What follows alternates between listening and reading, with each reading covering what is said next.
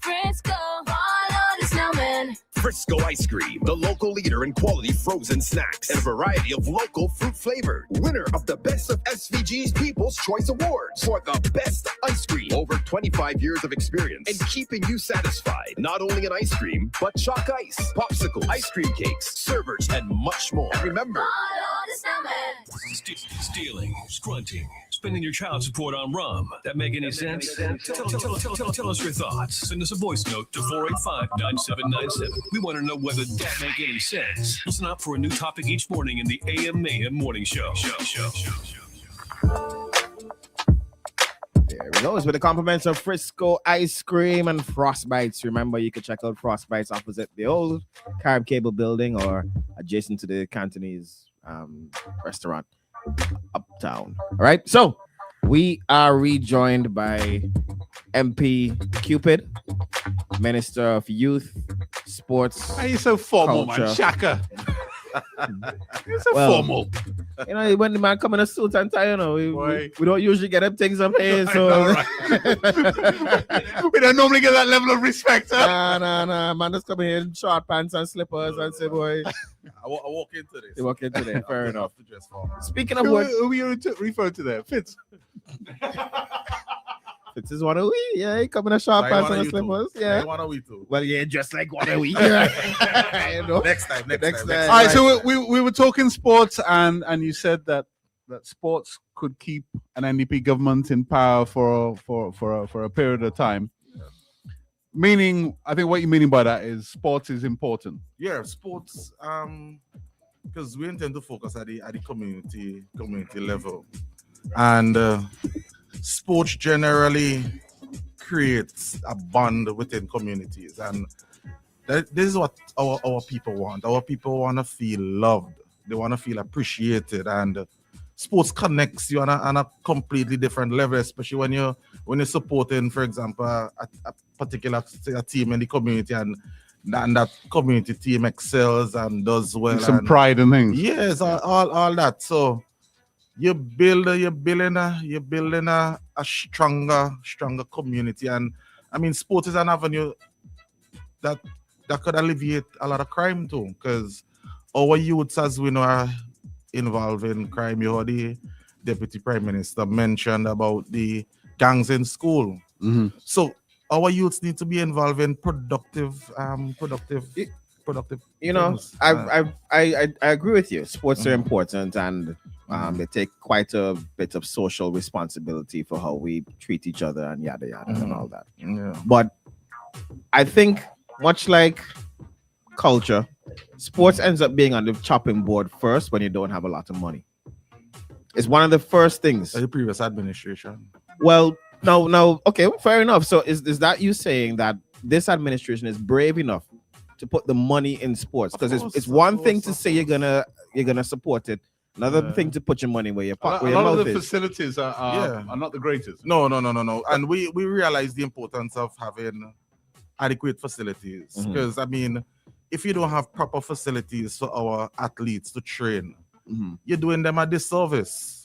Because I mean, they have no way to really express themselves, and train and even further to compete at the regional and international level too. Right. So we realize the importance of infrastructure and investing in the infrastructure for our athletes. And as you probably guys would know, we intend to light five playing fields within the year. Right. And we are hopeful by around September, October, these 5 facilities would be lighted so that our athletes could be given the opportunity to train at nights or train on evenings, because after school, work. Because we know our athletes, they generally they're not exclusive.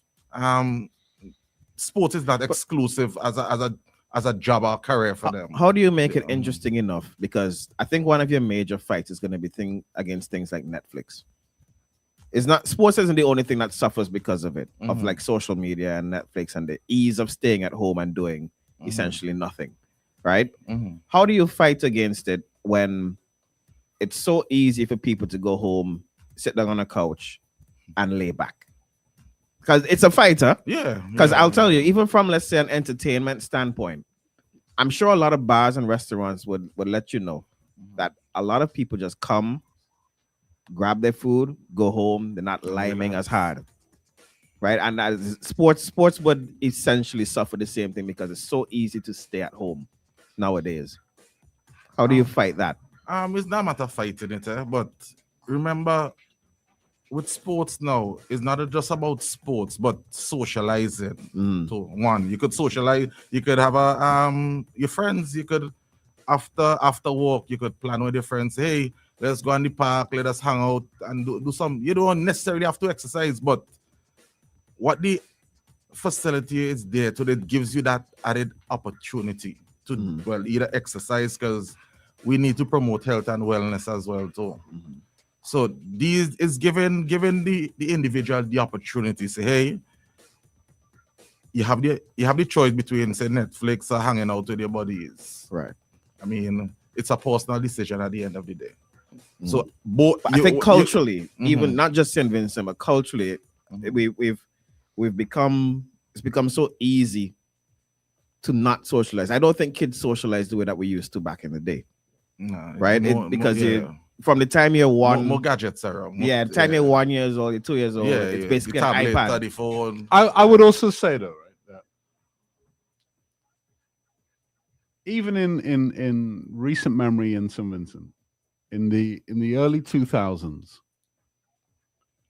take tennis or basketball for example, it was an avenue to get a scholarship. Yeah. Right. Even athletics. Athletics too, right? Yeah. So while it's highly unlikely that people become professional athletes. You know what I mean? You've got to be a degree of luck, a degree of super talent, don't underestimate hard work. Yeah, but I mean, you're competing against millions and millions of people. So, you know, I don't know whether that's a suitable dream to sell, but scholarships is very applicable. Right. Yeah. Right. Of tennis, you could get a scholarship and you know, and it would expand your life. Yeah. And I find that over time, the structure of sports in St. Vincent, not just the facilities decayed, but the actual structure of sports has decayed. Where you don't have the tournaments within the various associations. And I don't know what degree of influence a government has over associations, because a lot of them have their bylaws which kind of inoculate them from government, right? How do we bring that back? You know, how do we bring, because it's not, you know, you have the facilities, presuming you upgrade them, but you also need like coaches. Yeah.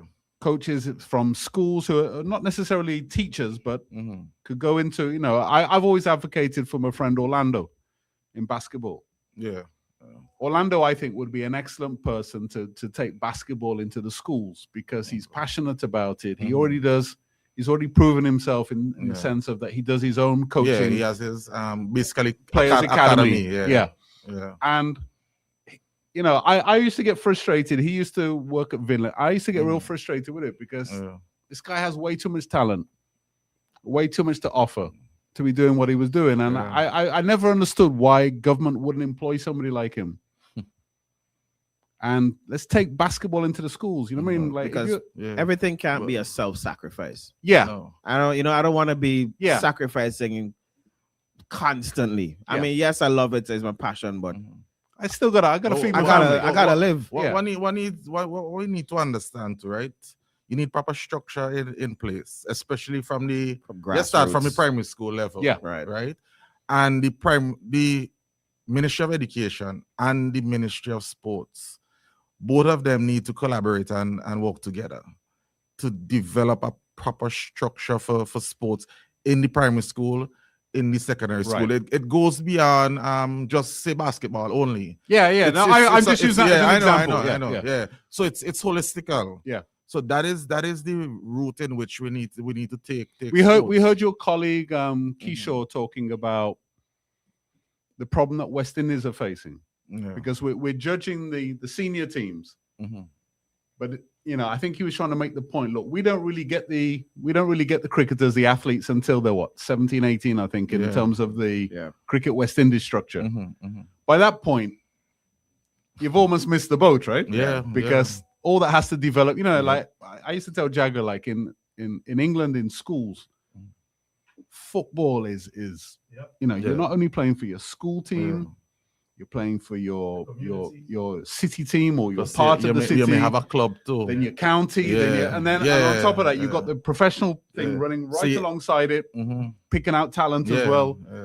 Talent identification. We don't have that structure here. But could we get obvious?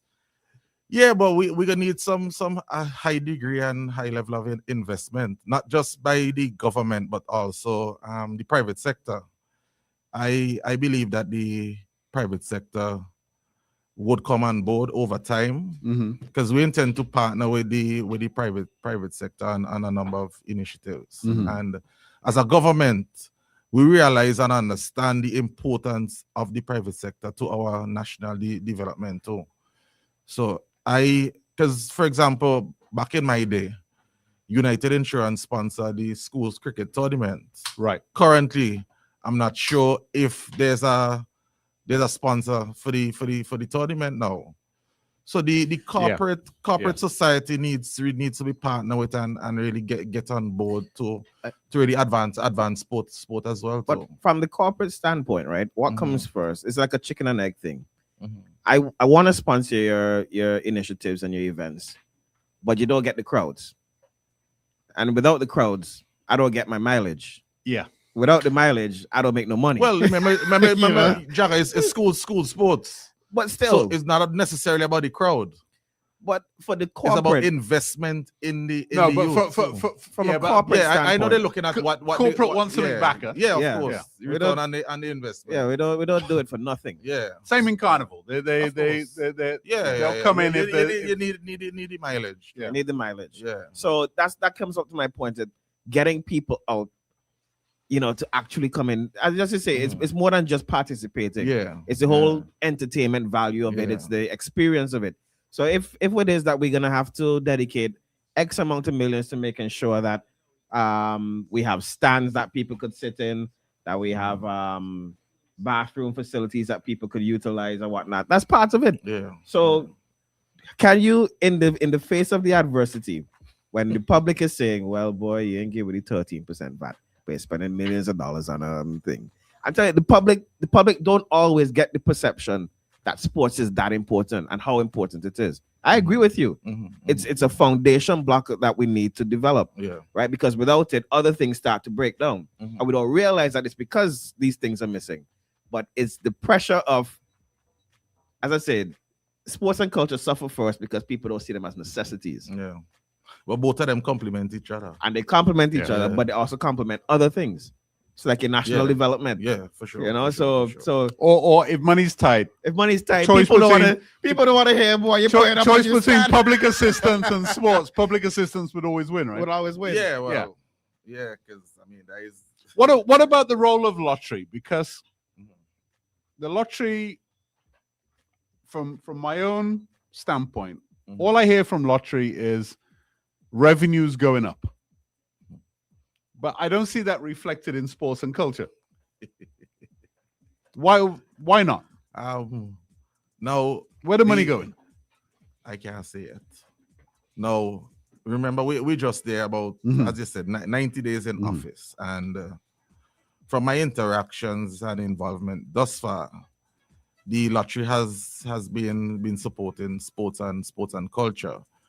There are a number of initiatives that we're partnering with the Football Federation and other organizations. They have requested assistance, and the National Lottery assists in a meaningful way, right? As we all know, the lottery was designed to facilitate sports and culture. However, for the last 2 decades, that really hasn't necessarily been the case. So once we reverse that unfortunate trend, we would see a rise in sports, and we would also see increased interest in culture and cultural events, because this is Heritage Month that we enter in soon. And there are a number of activities and initiatives, as we all know, the national heroes there as well.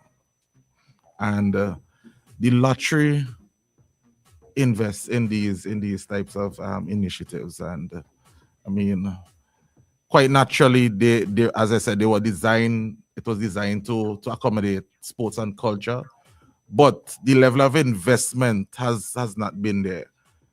But we intend to reverse that, because we as a government, we understand the critical importance of sports and culture to. Can I ask you though, with lottery? My understanding of lottery was that lottery was a funding mechanism, right? But they seem to become an admin of sports and culture.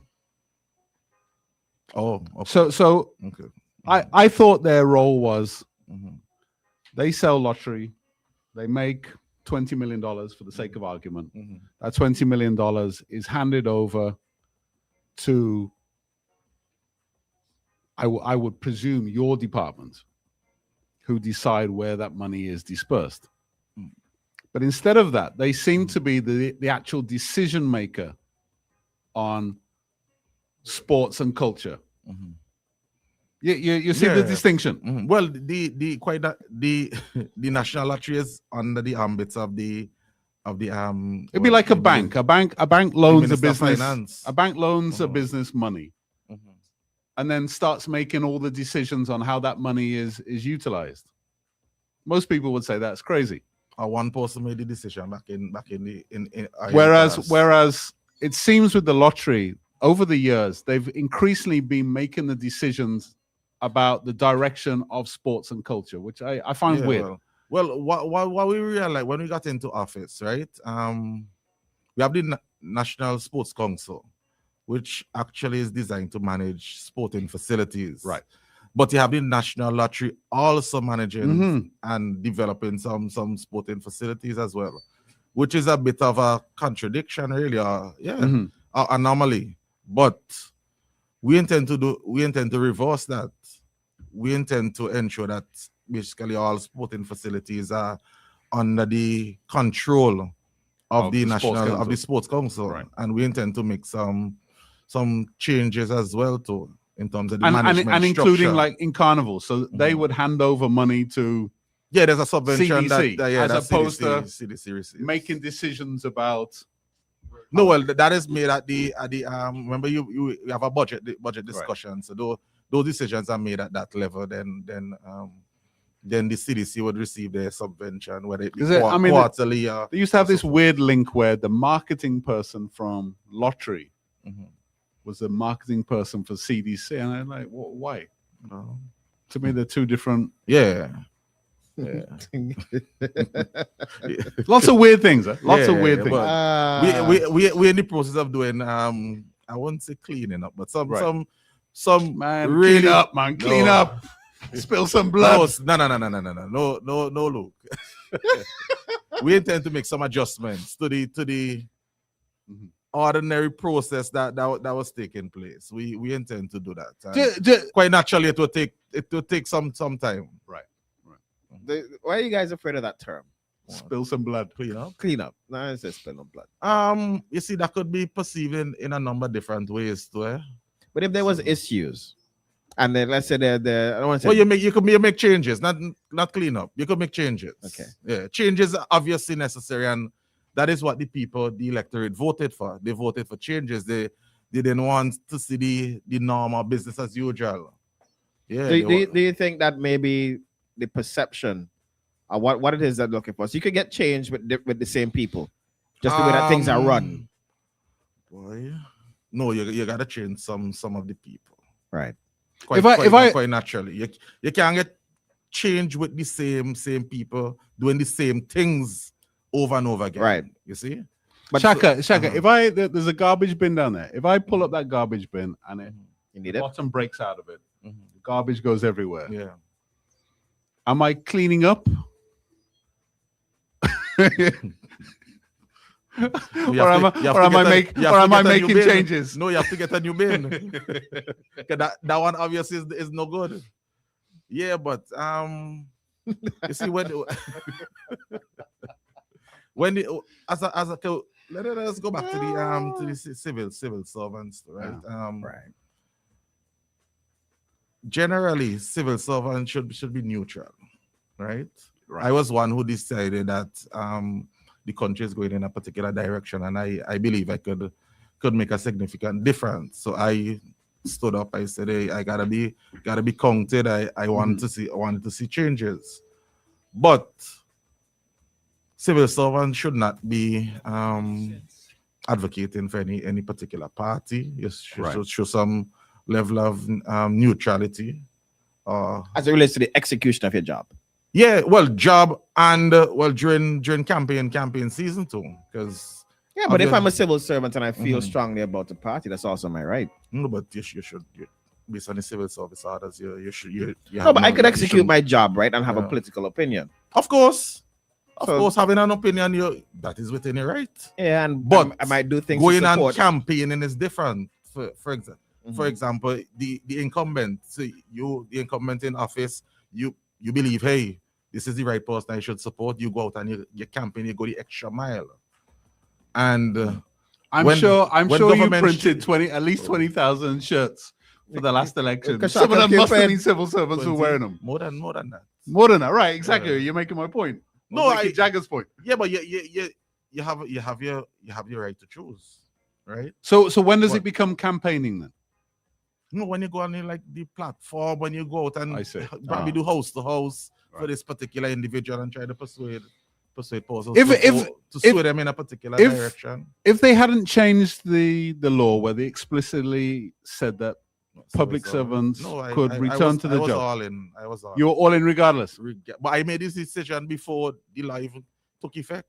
Yeah, I made it. Yeah, but you weren't actually appointed until sometime after that, though, right? Appointed in terms of you the candidate declared as the candidate. What came first, the law change or your candidacy? No, the candidacy came first, and then the law. Yeah. Well, I thought the law change was like a year ago. No. Well, I was a candidate over a year ago. No, but not you weren't formally announced, so. Yeah, I was announcing. There was a runoff between you and Louise. Yeah, that was in December 20. And then the law came. I thought it was, for some reason, I thought it was later. Nah, I was all in, man. You ready to put your neck on the line for it? Well, yeah, because one thing I do, I'm not a betting guy, but if I'm to bet, only bet on yourself. That's my advice to the general public. Right. Because you have the capability to control things there when you bet on yourself, and I use it as a level of motivation for me too, because there are many persons who say, "Oh, you can't win, you can't see that," and I use that as motivation. Were you inspiration? Did you know you were going to win, or were you confident I was going to win? You can't know if you're going to win. So some people knew they were going to win. Well, some people thought they were going to win. and some people were just delusional. Until they got whopped.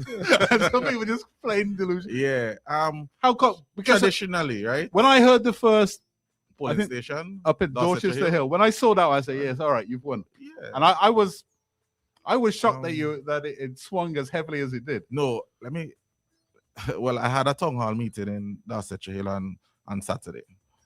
And during my runoff with Louise, I decided that I looked at, I'm a maths man. I love statistics and so forth.